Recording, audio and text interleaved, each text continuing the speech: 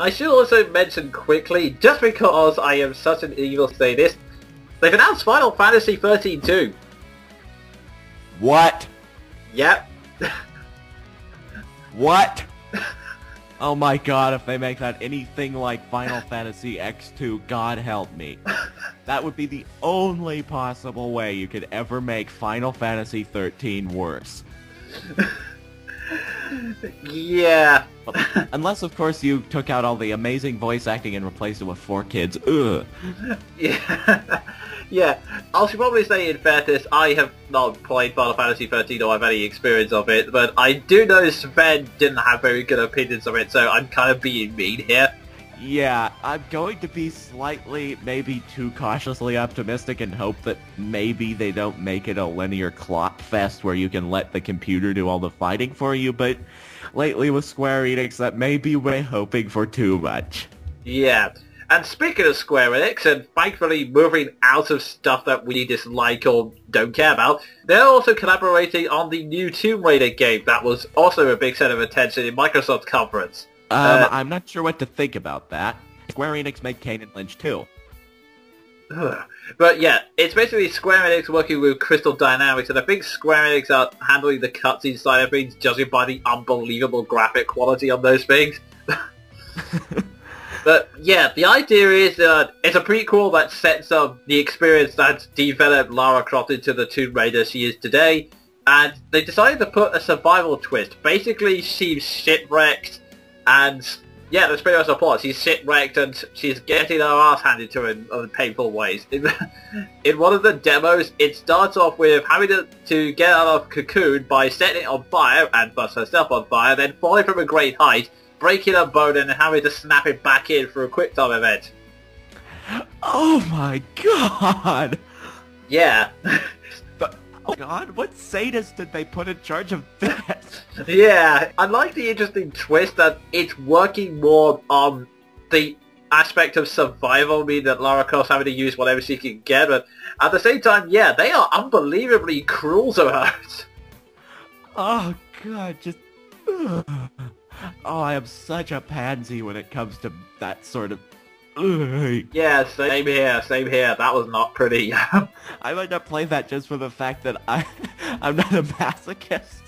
Yeah, fair enough, fair enough. And story-wise, it does look interesting, survival twist. I may take a few glances at it, although cautiously for pretty much the same reason as Sven. Yeah, fair enough, trust me. Ugh, I'm trying to rid myself of the mental image of the bone being re-broken.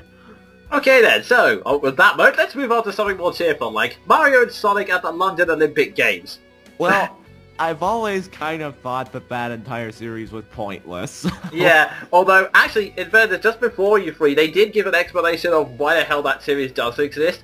Apparently, Nintendo and Sega always wanted to bring Mario and Sonic together for a crossover.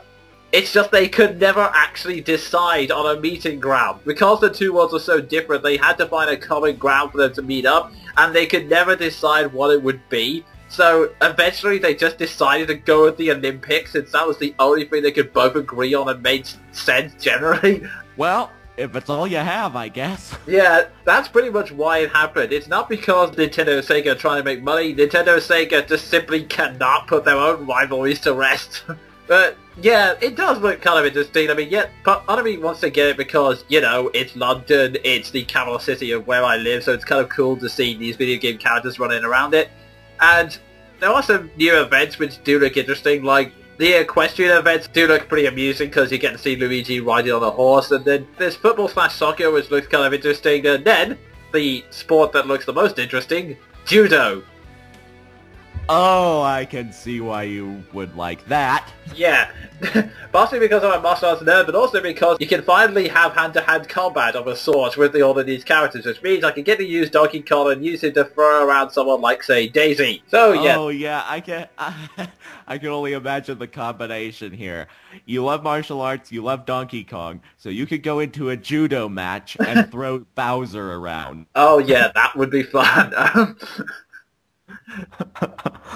That's also looking good, and Nintendo games are also looking vaguely fun. Mario Kart 3DS, although I think they've taken away the 3DS part of the title. Well, it's Mario Kart. I enjoyed the original, haven't played another game since, but I liked it. Yeah, but they've already got me interested with the 2 new features which already do make it different from previous Mario Karts. First of all, you can now make your own karts. Okay, that's kind of cool. Yeah, so you can customize them with several features. 2 of these features include a hang glider, which means you no longer have to fear bottomless pits, and a submarine mode, which means you may not have to fear falling into water. Oh my god, you can basically make yourself invincible. Pretty much, yeah. Although, from what I've heard, you can only switch one or the other, or there's a limited time limit or something like that. But yeah, the idea of creating a hang glider in a go-kart, they can have my money now, essentially. Well, I might give it a look someday. I have plenty of rentals ahead of me. Indeed, indeed. 2 more vaguely interesting notes from the Nintendo conference. First is Star Fox 64, which has a slightly interesting feature in its multiplayer, or the group multiplayer as they call it. Apparently it uses the 3DS cameras to, how shall I explain this? You know how in Star Fox when your teammates are talking to you, their mugshot appears with a brief message next to it? Yeah, and I think I know where this is going. Yeah, pretty much you can use your own face in that same mugshot, and although I don't think it has a message next to it, you can use the microphone to talk about it. So it's voice chat, essentially. You can talk to each other Star Fox style over the internet. Well, that would be far more interesting to me if my DS internet even remotely worked. Yeah, same here. The second mildly interesting thing is Luigi's Mansion 2. I know some people are absolutely ecstatic over it, but honestly, I did not play the original Luigi's Mansion, so I have absolutely no idea if I'll be getting this or not. I did, and I never made it past the first room. It was back in 2004. Fair enough. Okay. Now that we've talked about the things we're mildly interested in, we may as well end up some of the things we're really looking forward to. And Sven, I'm staring at one thing on my list, and I have a pretty good feeling you're looking forward to this one. Mass Effect 3. Oh yeah. Although I will paraphrase that with saying they had better not make Kinect and voice commands necessary. Because if they do, I will not be happy. Yeah. I can understand that. That was actually the main focus on Microsoft's conference. Nearly every single game that came out was that, oh, it has Kinect features. Look at this. This is now Fable with Kinect. Yeah, this is now Mass Effect Kinect, so you can actually act like you're in a combat zone and shout orders to the screen like you're absolutely batshit insane, and that's... no thank you. Yeah, I never understood the microphone thing. I mean, I never quite got it on the DS either. I mean, in Phantom Hourglass, there was one thing where, in order to make something affordable, you had to yell into the microphone, which is all well and good. But unfortunately, if you're on somewhere like, say, a bus, the last thing you want to do is be yelling at your DS at the top of your lungs. Yeah, you will look like someone who needs to be institutionalized. Yeah, pretty much. But I doubt they're going to make that absolutely dead-on necessary with Mass Effect, because they're going to be porting that to the PS3. And all you have on that is PlayStation Move. Yeah. Which isn't what they're looking for, and you will have no worldly idea how rare microphones are for that thing. Yeah, definitely. I've never got around to see the Mass Effect 3 trailer, so what does it look like? Well, it looks like Mass Effect with the ever-increasingly good graphics.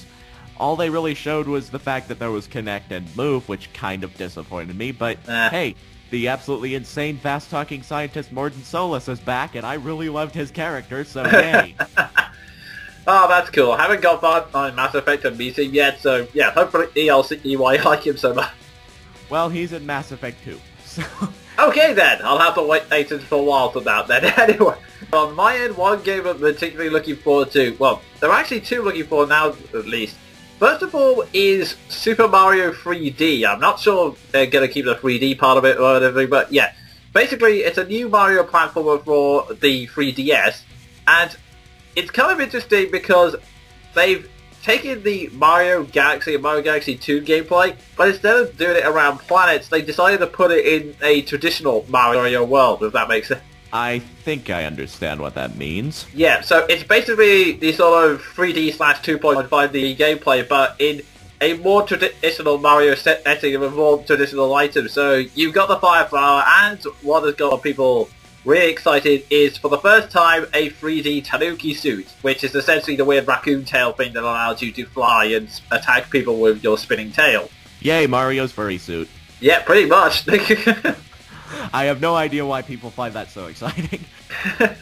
But yeah, the game definitely looks like it'll be a lot of fun, and it's kind of nice to see the old and the new merge as well. Also a game which I'm now really excited about, which I wasn't until the E3 conference, but after I saw more of it, I did get interested in it. Legend of Zelda Skyward Sword, and the reason for that is Nintendo began with an admittedly overblown bit where they had this full orchestra doing the Zelda theme and a montage of all the old Zelda games, because coincidentally this year is, I think it's the 25th anniversary for The Legend of Zelda, and at the end of that they showed a trailer for Skyward Sword, and that game looks really because contrary to the popular belief where it looked like every other Legend of Zelda game, etc., the trailer I saw actually seems to have its own identity to it. It's kind of like, I'm trying to find the best way to put down the graphical style. If the Wind Waker was like an anime or a kid's book that had dropped onto life, this was more like a painting that had come to life. It's kind of like these painted graphics of these older looking characters, and it's sort of like interacting with these different characters, and honestly it just looked really fascinating. It was a very brief trailer, but it made me really want to play this game. It's kind of hard to describe, but let's just say the atmosphere sucks me in. Might have to actually properly look that up after we're done here, because I only vaguely look through for games I might remotely be interested in, admittedly. Yeah, that's fair enough. I normally do the same thing, so this time round I'm trying to pay close attention because I know we have so many people listening now. Hello! 90 of them, I think. Yeah. Now, I'm just going to mention one that's of vague interest to me and probably no one else that I know of. But Sony have finally revealed Sly 4, the fourth installment in the Sly Cooper series, which I've played since 2002, always loved it, always wanted another installment, now they're having one, yay. Yeah, I can understand being excited by that. I've yet to see much of the Sly Cooper series, but I'll probably check it out one day if I ever find a copy of it. Yeah, you're one of those Robin Hood-esque thieves, except you're a raccoon. No, I'm not kidding. With various other animal companions, and the gameplay is basically God of War style, obviously minus the over-the-topness of God of War, and the graphic style is one of my favorites, for cartoons at least, cel shading. It is extremely colorful. Oh, that's cool. Yeah, I definitely need to check that out one of these days, I think. Yeah, it basically came into my life around the same time as Kingdom Hearts, which was a long time ago. So there's some serious nostalgia value there for me. Yeah, I can definitely see that. So, see anything from the trailer, or was it just the announcement? I couldn't actually find a trailer, so far it was just the announcement. That's fair enough. I think actually, speaking of happily, they don't seem to have attached PlayStation to it. Hey! Speaking of announcements, Nintendo also announced the one thing for the 3DS, which I have to describe as possibly the most pointless thing I've ever seen in my life. Pokédex 3D! It's essentially an app you can download for the 3DS, where you get it and you have about the data for 16 Pokemon. And in order to get the data for the rest of the Pokemon, you have to use the Smart Pass or Street Pass or whatever the hell they're calling it, and find several augmented reality points. And then after you've collected Pokemon, you can join in together to make group scenes or pictures, and which by meeting up with people and go to these said AR points, you can collect the Pokemon, as opposed to another alternate method. It may be sound far-fetched, but I swear to you, it is just as good a method. Basically, buying a copy of Pokemon Black and White and collecting all of the Pokemon that way, rather than having to go through a Pokedex and paying money for what is quite possibly one of the most pointless apps I've ever seen in my life. Yeah, not only is that pointless, but all the purpose is entirely defeated whenever you're like, you have no friends. Yeah, really. Yeah, exactly. If you live in remote areas like me and Sven do, it is absolutely pointless to have. It's basically Pokemon, but without the battles. Without the battles and without the story, and those are the two selling points. That is true. It is, but especially in Pokemon Black and White, the story got really good in those. Yeah, so what's the point? Yeah.